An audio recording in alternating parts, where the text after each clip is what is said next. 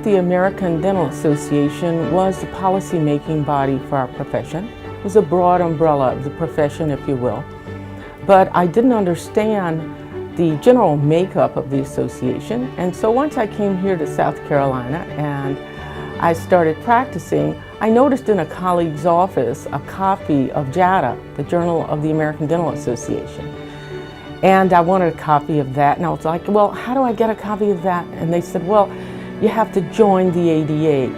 And then a colleague said to me, if that's all you want is a copy of JADA, I can give you a copy of mine. But nevertheless, I went to the South Carolina Dental Association office, which was then located on Queen Street, and filled out a membership application. And then I understood that I had to join the district organization before I could become a member of the state organization. And lo and behold, I actually liked the district meeting.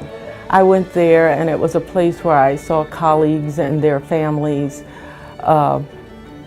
in business attire. We were outside of uniform, and it was a time when we got to sort of share with one another, get to know who your colleagues were, if you will. I remember they went through the formal voting into the association, and I thought that was pretty cool for a group of people. I would say our district was about 400, maybe we had 150 or so people there to actually vote you into the American Dental Association. And then I was just sort of hooked, because I realized that I learned as much in the face-to-face with my colleagues as I did reading journals, watching videos and tapes and such. So here I am, a member of that organization. And then I noticed that most of the people in that organization, mind you, this was some years ago, were older than myself. And I pretty much would come in and just sit and listen. And I learned that the meetings were only twice a year, which was little commitment for me. But what I came to understand was the more involved I became in the association, the more I got out of my membership. One thing the South Carolina Dental Association does is it serves as a clearinghouse for all sorts of information with regards to the profession.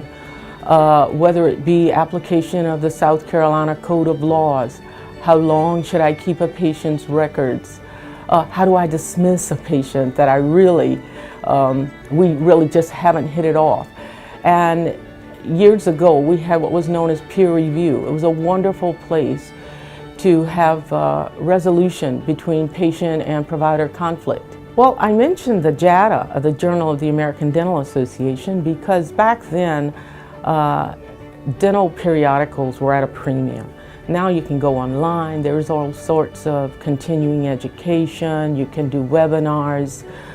You never need see another dentist and still be clinically competent and receive your continuing education. However, even in courses and in learning, I've found out that about 50% of what I learn comes from the lecture or the CE per se, and the other 50% of some awesome pearls come from my colleagues. And so that face-to-face is, it's just an incredible opportunity to meet with colleagues and find out what's going on. For dentists just beginning in practice, I would certainly recommend membership for the camaraderie and for the unspoken mentorship that you receive. I have one piece of advice for you. If you're not involved, get involved today. Don't leave your future up for someone else to decide.